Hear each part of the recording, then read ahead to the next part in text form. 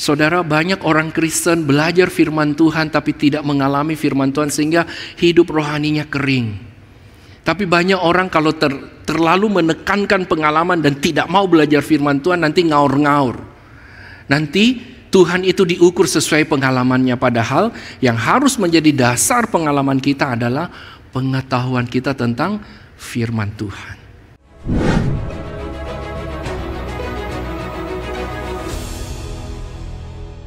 Shalom Bapak Ibu, gimana kabarnya? Ya, kita bersyukur kita sudah memasuki minggu yang pertama di bulan Maret ini. Kita bersyukur kepada Tuhan untuk semua kebaikannya. Hari ini kita boleh ada di sini semua semata-mata karena kemurahan Tuhan. Bapak Ibu yang saya kasih di dalam Tuhan, gereja mencanangkan selama 2 bulan ini, Maret maupun April, kita akan belajar bersama-sama untuk lebih mengenal Allah. Sebagaimana pujian tadi, saya rindu sekali Bapak Ibu. Waktu saya dibawa menyanyikan lagu itu, saya juga berkata kepada diri saya, Tuhan, saya rindu sekali makin mengenal Engkau. Karena mengenal Engkau adalah yang paling berharga di dalam hidup ini. Amin. Bapak Ibu boleh kasih tahu kiri kanannya, mari kita belajar mengenal Allah lebih dalam dan lebih dalam lagi, silakan. Ya, Bapak Ibu kiranya selama 2 bulan ini kita belajar lebih dalam dan lebih dalam lagi mengenal Allah, ya, melalui atribut-atribut Allah atau sifat-sifat Allah. Nah, hari ini merupakan pengantar untuk kita belajar selama 2 bulan ini. Nah, Bapak Ibu, mari saya mengajak kita terlebih dahulu melihat satu bagian firman Tuhan di dalam Keluaran pasal yang ketiga ayat yang ke-14. Mari kita baca bersama-sama. Keluaran pasal yang ketiga ayat yang ke-14. Kalau Bapak Ibu mau buka di Alkitabnya boleh lihat di layar juga. Kita sama-sama membacakannya. 1, 2, 3. Firman Allah kepada Musa, Aku adalah aku. Lagi firman-Nya, beginilah kau katakan kepada orang Israel itu, Akulah aku telah mengutus aku kepadamu. Ya, akulah aku, akulah Allah. Nah, hari ini kita mau belajar bersama-sama sebagai satu pengantar untuk kita belajar tentang atribut-atribut Allah. Bapak Ibu yang saya kasih di dalam Tuhan, saya memulai khotbah ini dengan perkataan seorang teolog dan juga seorang pendeta dari Amerika bernama John Piper. John Piper di dalam salah satu bukunya, ya salah satu tulisannya, saya mengutip apa yang dia katakan demikian. Bahwa kebutuhan terbesar dalam hidup kita bukanlah lebih banyak barang atau lebih banyak harta benda, bukanlah lebih banyak waktu atau lebih banyak uang. Kebutuhan kita yang terdalam adalah mengenal Allah lebih baik. Amin Bapak Ibu. Bapak Ibu, banyak orang punya barang, punya harta benda, tapi mereka tidak tahu bagaimana menggunakannya. Banyak orang, anak-anak Tuhan termasuk di dalamnya, pada saat mereka memiliki sedikit barang, sedikit uang, mereka hidup begitu baik, begitu sungguh-sungguh mengikut Tuhan. Begitu uang mereka lebih banyak, barang mereka lebih banyak, seringkali justru mereka kehilangan arah dan makna hidup ini. Oleh sebab itu Bapak Ibu dikatakan kebutuhan kita yang terdalam manusia pada hari ini adalah mengenal Tuhan lebih baik. Bapak Ibu, mungkin kita bertanya, apa artinya mengenal Tuhan? Apakah kalau kita percaya mengaku Yesus, tadi liturgos mengingatkan kita, iblis juga percaya kepada ada Tuhan, ya. Nah Bapak Ibu, mari kita belajar apa artinya mengenal Tuhan. Secara sederhana saya mau mengatakan mengenal Tuhan artinya memiliki relasi pribadi. Ingat, pribadi, bukan hanya sekedar satu kelompok, satu keluarga atau suami istri, tapi pribadi. Relasi kita secara pribadi yang intim dan akrab. Ada orang menggambarkan relasi yang intim dan akrab itu seperti amplop dan perangko yang nempel, yang selalu bergantung. Atau di dalam Alkitab digambarkan pokok anggur yang benar dan kita adalah ranting-rantingnya. Itu gambaran tentang hubungan yang intim dan akrab, ya. Bahkan ada pencipta-pencipta lagu mengatakan Tuhan itu hanya sejauh doa. Itu mau menunjukkan relasi yang begitu dekat antara kita manusia, orang-orang Kristen yang sudah percaya kepada Tuhan, dengan Tuhan yang kita sembah, yang kita percaya. yang kita agungkan, yang kita muliakan. Itu memiliki satu relasi yang intim dan akrab dengan Tuhan. Bagaimana kita boleh membangun relasi yang intim dan akrab dengan Tuhan? Ya, tentunya di sini minimal saya mau menyebut ada 3 hal. Yang pertama adalah firman Tuhan, Alkitab. Ya, di mana Alkitab kita? Bapak Ibu, saya teringat ada satu kongres yang diadakan para pemimpin-pemimpin gereja. Pada waktu itu seorang pembicara dari kongres itu mengatakan, "Where is your Bible?" Di mana Alkitab saudara? Saudara berbicara Alkitab, mungkin ada di antara kita langsung dengan spontan mengatakan, "Pak Alex, ini Alkitab saya." Tapi yang dimaksud di sini adalah berapa besar pengaruh Alkitab dalam hidup kita. Di mana Alkitab saudara itu mengatakan di mana posisi Alkitab dalam hidup kita pada hari ini. Apakah hanya sekedar kita taruh di rak buku, kita taruh di kumpulan di antara begitu banyak buku yang kita miliki. Kalau sebagai anak-anak Tuhan mungkin kita punya buku-buku rohani dan salah satunya ada Alkitab. Tapi perkataan itu dengan jelas dan tegas mau mengingatkan kita. Di mana Alkitab artinya berapa besar pengaruh Alkitab itu dalam hidup saya dan saudara. Berapa besar pengaruh Alkitab dalam hidup rumah tangga kita. Berapa besar pengaruh Alkitab di dalam hidup bisnis kita. Berapa besar pengaruh Alkitab di dalam studi kita, di dalam hidup bermasyarakat, bahkan di tengah-tengah gereja kita.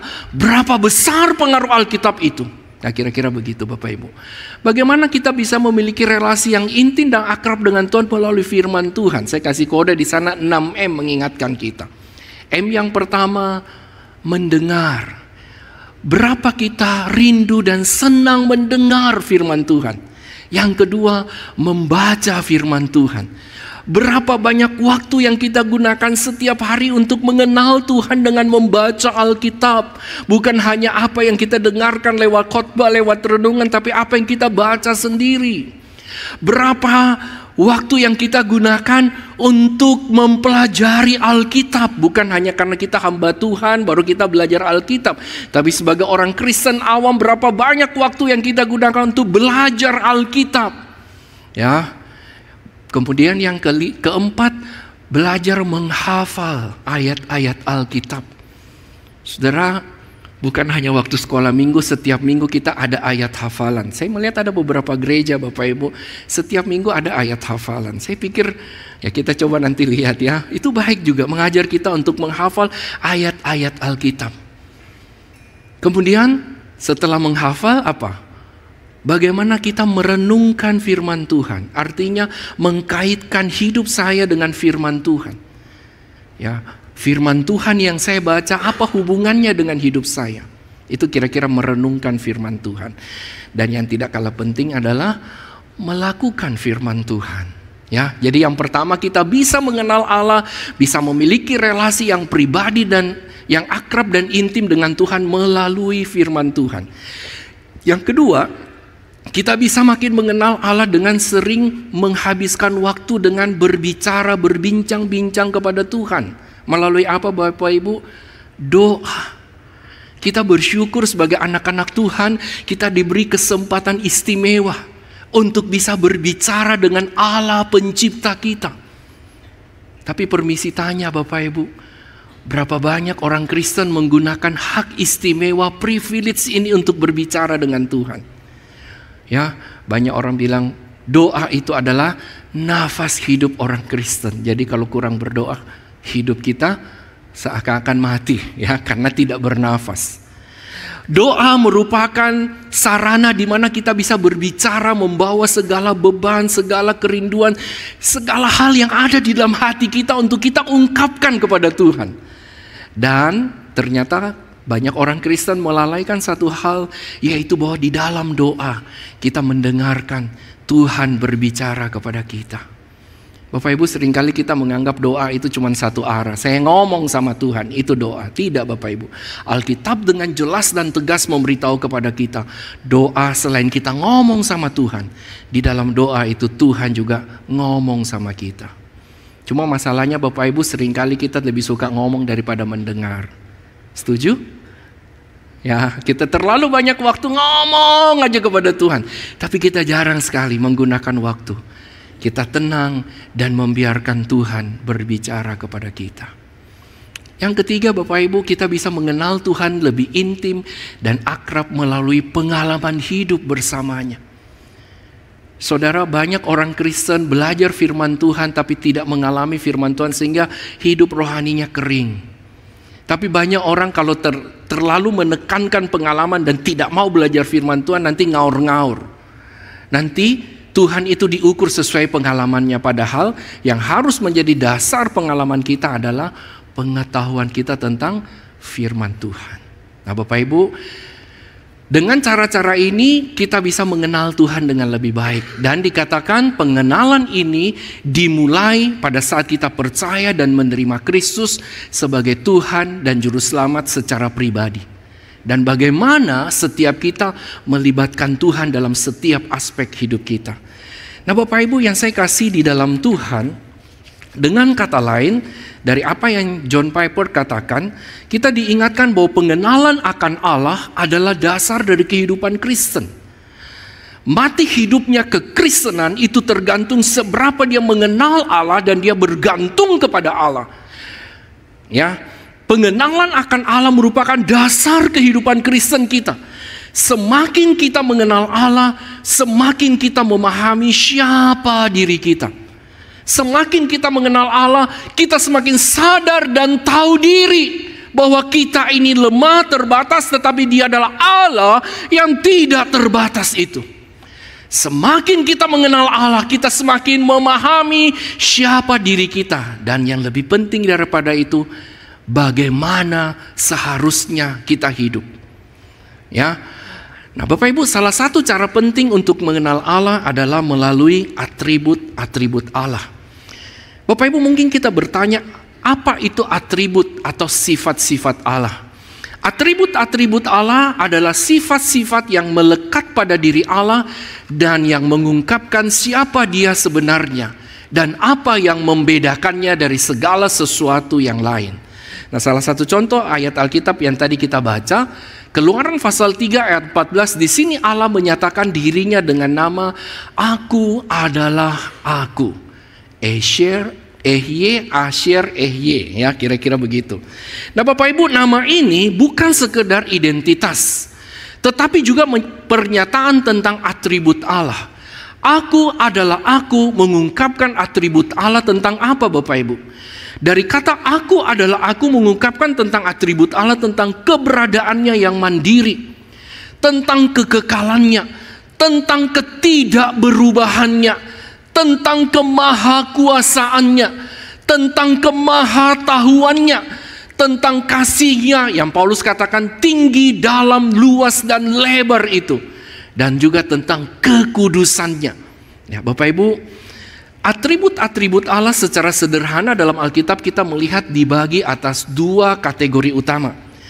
Yang pertama disebut dengan atribut yang tidak dapat dipisahkan dari Allah. Ya, atribut-atribut ini hanya dimiliki Allah dan tidak dimiliki oleh makhluk ciptaan lainnya.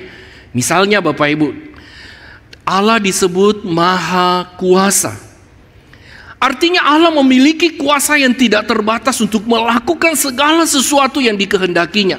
Dengan kata lain, tidak ada yang mustahil baginya. Misalnya, Bapak Ibu, kalau kita lihat di dalam Alkitab tentang peristiwa penciptaan, kita lihat ya bagaimana Allah menciptakan alam semesta ini begitu luar biasa. Allah berfirman, kemudian jadilah.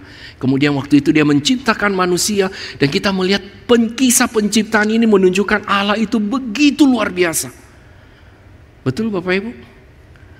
Kalau kita juga lihat bagaimana kita salah satu ciptaannya manusia. Bapak Ibu tahu di dalam diri kita ada berapa banyak sistem sel yang ada di dalamnya, begitu kompleks, begitu luar biasa. Bapak Ibu, mungkin kadang-kadang sebelum kita sakit atau kita cari ke dokter, kita merasa diri kita ini kalau kita lihat ya begitu-begitu aja. Tapi saudara, begitu diselidiki tentang organ-organ tubuh kita, kita makin akan kagum begitu luar biasanya Tuhan. Betul? Kalau kita juga coba lihat alam ciptaan Tuhan. Berapa banyak jenis bunga, Ya, berapa banyak jenis ikan. Ya, kalau kita ke pasar kita melihat, wah, ikan itu luar biasa bentuknya. Itu baru sebagian Bapak Ibu. Belum ikan-ikan yang lain, ya. Kalau kita punya kesempatan mungkin pergi ya ke kebun binatang, khususnya kalau kita lihat selain kebun binatang mungkin ada tempat-tempat di mana kita bisa melihat jenis-jenis ikan. Saudara, kita lihat di sana begitu luar biasanya Tuhan. Itu baru ikan, Saudara. Belum kita lihat ciptaan yang lain, ya. Mungkin ya kalau kita punya kesempatan, ada beberapa tempat yang mencoba mengkoleksi ya.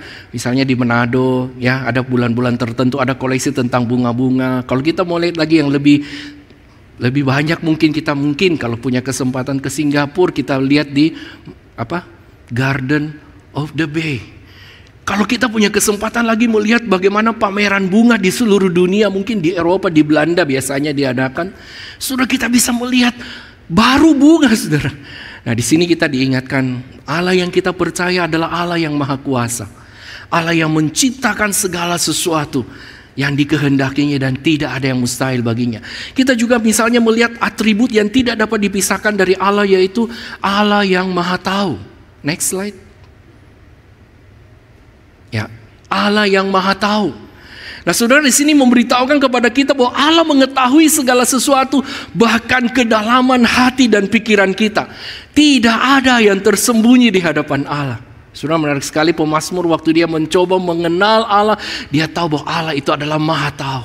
Dia pergi ke sini, Allah ada di sana. Dia pergi di sana, Allah ada di sana.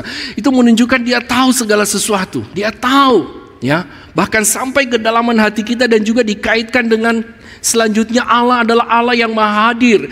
Dia hadir di segala tempat dan waktu. Dia selalu dekat dengan kita dimanapun kita berada. Tuhan ada di sana. Wah, luar biasa Bapak Ibu. Ya, kemudian dikatakan dia adalah Allah yang kekal. Ya, Allah tidak memiliki permulaan atau akhir. Dia ada sebelum segala sesuatu diciptakan, dan dia tetap ada setelah segala sesuatu berlalu. Kemudian dikatakan di dalam diri Allah juga ada sifat yang namanya tidak berubah. Allah tidak pernah berubah dalam sifat dan kehendaknya. Dia selalu setia kepada janjinya. Ya, Bapak Ibu, itu yang pertama. Yang kedua, atribut Allah yang digambarkan di dalam Alkitab adalah atribut yang dapat diteladankan dari Allah. Ya, atribut-atribut ini selain dimiliki oleh Allah, itu juga dimiliki atau diteladani, ya. Manusia dapat meneladani sebagian dari atribut ini dalam keterbatasan kita. Misalnya, di sini katakan Allah itu kasih. Kita juga punya kasih, tapi kita tidak maha kasih. Tapi Allah adalah kasih itu sendiri. Kasihnya tanpa syarat dan tanpa tidak terbatas. Bapak Ibu, kita punya kasih tapi terbatas. Tapi waktu kita percaya kepada Tuhan, kita dimampukan. Bahkan Alkitab mengajarkan bukan hanya mengasihi orang yang mengasihi kamu, bahkan Alkitab mengajarkan kita bisa dimampukan oleh Tuhan, bukan karena kita, tapi karena Tuhan yang memampukan kita boleh mengasihi musuh kita atau orang-orang yang menjengkelkan kita. Ya. Kemudian dikatakan Allah itu kudus, terpisah dari segala dosa dan kejahatan. Kekudusan adalah standar moral yang sempurna. Kita juga adalah manusia yang memiliki kekudusan pada saat kita percaya kepada Tuhan. Kita juga dimampukan untuk hidup kudus, mengatakan tidak kepada dosa, bukan kekuatan kita, tapi ada kekuatan Tuhan yang ada di dalam diri kita yang memampukan kita. Ya. Kemudian adil, ya, Allah adalah adil dalam segala tindakannya. Dia akan menghakimi segala perbuatan, baik yang baik maupun yang jahat. Dan kita juga dimampukan oleh Tuhan untuk hidup di dalam keadilan. Di dalam keterbatasan kita, kita juga dipanggil untuk berlaku adil. Ya, hal yang sederhana. Kita punya 2 anak, kadang-kadang kita bisa mengasihi yang satu yang tidak mengasihi yang lain. Tapi sebagai anak-anak Tuhan kita dipanggil. Tak kala kita punya 2 anak, kita mengasihi mereka dengan adil. Ya, kira-kira begitu Bapak Ibu. Kemudian dikatakan Allah itu pengasih. Allah adalah pengasih dan penuh belas kasihan. Dia mengampuni dosa-dosa kita dan memberi kita kesempatan baru. Itu juga panggilan bagi setiap kita untuk bisa mengampuni, memaafkan orang-orang yang telah menyakiti kita. Karena Allah terlebih dahulu mengampuni kita. Kita juga dipanggil untuk mengampuni sesama kita. Nah, itu Bapak Ibu. Nah, Bapak Ibu, sifat-sifat ini nanti akan kita belajar lebih dalam sepanjang 2 bulan ini. Ini hanya sebagai pengantar. Jadi sifat-sifat Allah boleh dikatakan terbagi 2. Satu, yang hanya dimiliki oleh Allah. Yang kedua, ada sifat-sifat yang juga dapat kita teladani sebagai ciptaannya, tapi dalam keterbatasan kita. Oke Bapak Ibu, selanjutnya, kenapa penting memahami atribut Allah? Nah, ini yang kita coba belajar sepanjang 2 bulan ini. Nah, kira-kira garis besarnya seperti ini. Yang pertama Bapak Ibu, dari apa yang tadi kita belajar, kita memahami bahwa dengan memahami atribut Allah, yang pertama kita akan mengenal Allah dengan benar. Dengan memahami atribut-atribut Allah, kita dapat mengenal Allah dengan benar. Kita tahu bahwa Allah bukan hanya sosok atau pribadi yang abstrak. Memang Allah itu melampaui akal kita. Tapi Alkitab juga mengingatkan Allah juga adalah Allah yang imanen, yang dapat kita kenal. Memang Allah adalah Allah yang maha kuasa, yang jauh lebih besar daripada kita. Ya, bayangkan, saya kadang-kadang baca Alkitab, pernah baca di Alkitab di Mazmur, dikatakan dunia di mana kita hidup ini hanya tempat kakinya Tuhan. Dia meletakkan kakinya. Ya, bulatan bumi ini hanya di mana Allah meletakkan kakinya. Saya bayangkan Bapak Ibu, kira-kira berapa besar Tuhan itu. Ya. Dalam ilmu teologi kita diingatkan kita ini terbatas, tapi Allah itu tidak terbatas. Ya, luar biasa kan Bapak Ibu? Dunia di mana kita hidup hanya tempat kakinya. Saudara bisa bayangkan, itu hanya figuratif, penggambaran aja. Tapi sebenarnya Allah jauh lebih besar daripada itu. Tapi menarik sekali, Alkitab juga menjelaskan kepada kita, Dia adalah Allah yang Almighty God, tapi Dia juga adalah Allah yang Immanuel, Allah yang hadir dalam keterbatasan manusia. Dia adalah Allah yang tidak terbatas, tapi Dia juga adalah Allah yang mau hadir di dalam keterbatasan kita manusia. Nah Bapak Ibu, melalui sifat-sifat Allah itu kita akan makin mengenal siapa Allah yang kita percaya, siapa diri kita di hadapan Dia. Amin. Yang kedua, penting sekali kita memahami atribut-atribut Allah, karena semakin kita kenal Dia, semakin tahu siapa Dia, langkah selanjutnya adalah akan menumbuhkan iman dan kepercayaan kepada Dia. Ya, tadi WL mengatakan Iblis pun percaya. Bedanya percaya dengan mempercayakan. Iman di dalam kekristenan, iman bukan hanya tahu, bukan hanya mengerti, tapi lebih daripada itu, yaitu iman yang mau menyerahkan hidup kita kepada orang yang kita percaya. Bedanya itu kita dengan iblis. Iblis percaya kepada Tuhan, tapi dia tidak mempercayakan hidupnya kepada Tuhan. Tetapi di dalam kekristenan kita diajarkan bahwa iman yang benar bukan hanya percaya ada Tuhan, tapi betul-betul mempercayakan hidupku kepada Tuhan. Itu artinya iman. Jadi bukan hanya tahu, tapi mengenal, punya relasi, bukan hanya percaya kepada Tuhan, tapi mempercayakan hidupku kepada Tuhan. Ya itu ya. Jadi Bapak Ibu, semakin kita memahami atribut-atribut Allah, itu akan menolong kita dengan penuh keyakinan. Kita yakin bahwa Allah sanggup melakukan segala sesuatu yang dijanjikan. Dan kita makin berserah menyerahkan diri kita secara totalitas kepada Dia. Karena kita percaya kepada Dia, kita mengenal Dia.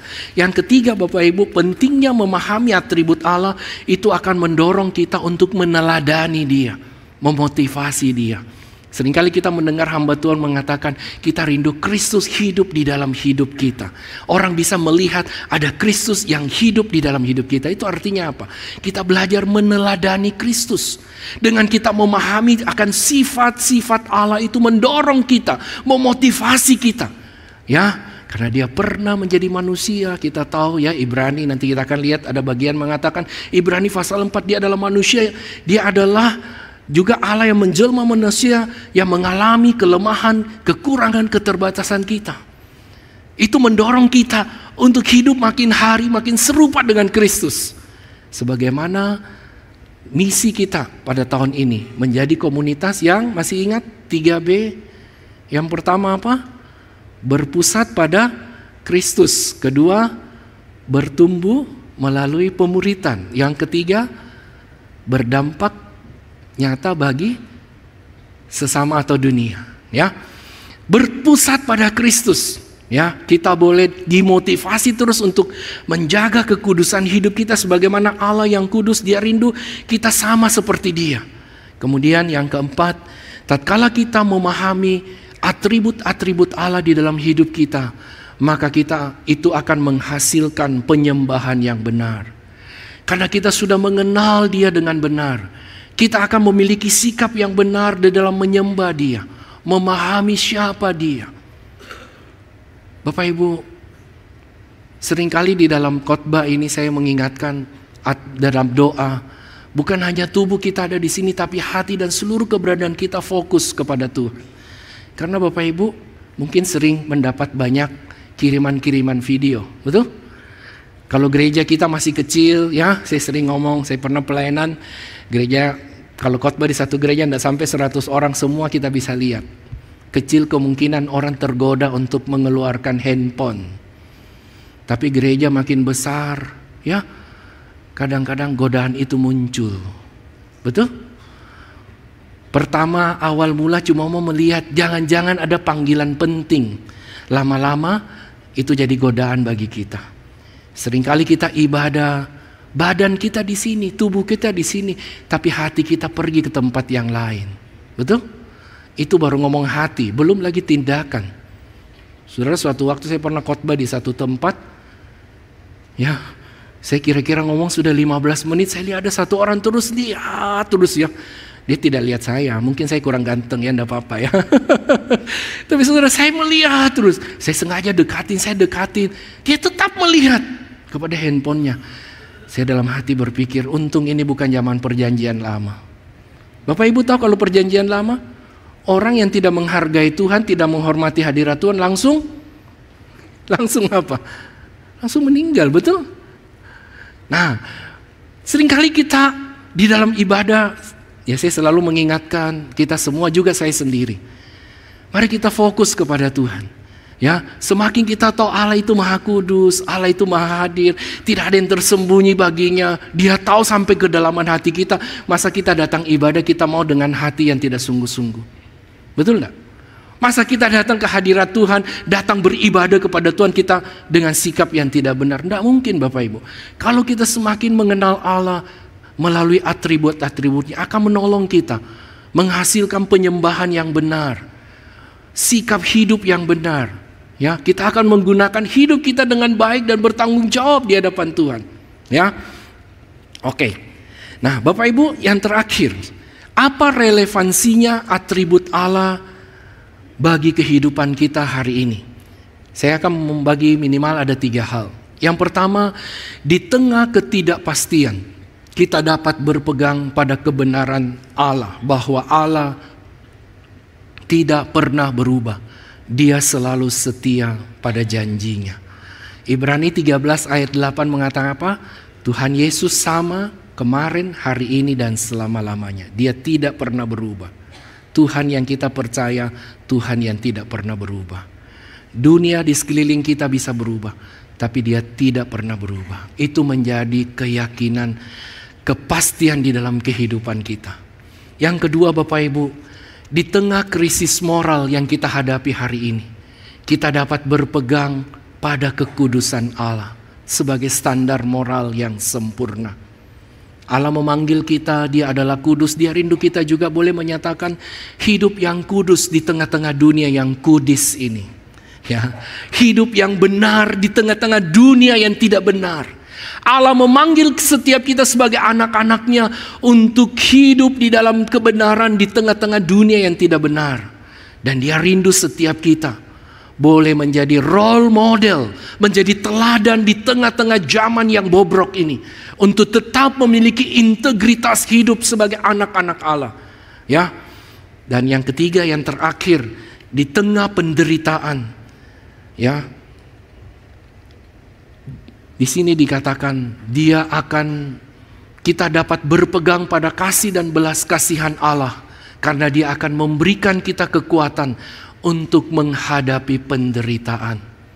Yesaya 40 mengingatkan kepada kita, kalau kita bergantung berharap kepada Tuhan, Dia akan memberikan kita kekuatan yang baru seperti pada burung Raja Wali. Ya, hidup memang tidak lepas dari penderitaan. Tapi waktu kita bergantung kepada Tuhan, ada kekuatan yang baru yang Dia berikan selalu kepada kita. Dalam pengalaman pelayanan saya sering mendengar ada jemaat berkata, Pak Alek, kalau bukan karena Tuhan, saya tidak mungkin mampu menghadapi semua ini. Dia tunjuk pasangan hidupnya. Dia sudah menyeleweng, dia sudah menyakiti kami semuanya. Tapi hanya kekuatan dari Tuhan memampukan saya hidup sampai hari ini. Saya juga pernah mendengar seorang ibu yang harus merawat anak-anaknya karena ditinggal oleh suami yang terkasih, ya, dengan tiba-tiba. Dia mengatakan, Pak Alex, hari ini saya bisa bertahan. Itu semua karena kekuatan Tuhan yang menolong saya. Bapak Ibu, saya tidak tahu apa yang menjadi penderitaan atau pergumulan hidupmu pada hari ini. Yakinlah bahwa Tuhan mampu dan sanggup menolong kita. Dia jauh lebih besar dari segala masalah dan pergumulan hidup kita. Tuhan Yesus pernah berkata di dalam Matius 11 ayat 28, marilah kepadaku semua yang letih, lesu dan berbeban berat. Aku akan memberi kelegaan kepadamu. Dan kita bersyukur Kristus yang kita percaya, Ibrani 4 ayat 15 mengatakan, Dia juga merasakan setiap penderitaan kita. Bahkan Dia rela menderita, mati di atas kayu salib. Itu satu penderitaan yang begitu menyedihkan. Bahkan salah satu kalimat yang muncul di atas kayu salib adalah, Allahku, Allahku, mengapa engkau meninggalkan aku? Dari kekal sampai kekal, Allah Bapa, Allah Anak, Allah Roh Kudus tidak pernah berpisah. Tetapi pada hari itu, pada saat Dia menanggung dosa umat manusia, Dia mengalami penderitaan yang begitu mendalam. Allahku, Allahku, mengapa engkau meninggalkan aku? Dia mau melakukan itu karena kasih dan belas kasihannya kepada setiap kita. Bapak Ibu yang saya kasih di dalam Tuhan, melalui apa yang kita belajar hari ini kita diingatkan bahwa memahami atribut Allah adalah kunci untuk mengenal Allah dengan benar. Memahami atribut Allah adalah kunci untuk menumbuhkan iman dan kepercayaan kita kepadanya. Memahami atribut Allah itu akan mendorong kita untuk meneladani Dia, menjaga kekudusan hidup dan tetap hidup di dalam kebenaran. Karena Dia akan memampukan kita. Dan memahami atribut Allah akan menolong kita boleh menyembah, boleh memuliakan Dia dengan benar dan tepat. Sehingga Bapak Ibu, saya mengajak kita, mari kita terus belajar dan menggali firman Allah, agar pengenalan kita akan Allah semakin bertumbuh, sehingga kita dapat hidup dalam kasih-Nya dan menjadi saksi di tengah-tengah dunia ini. Mari kita berdoa.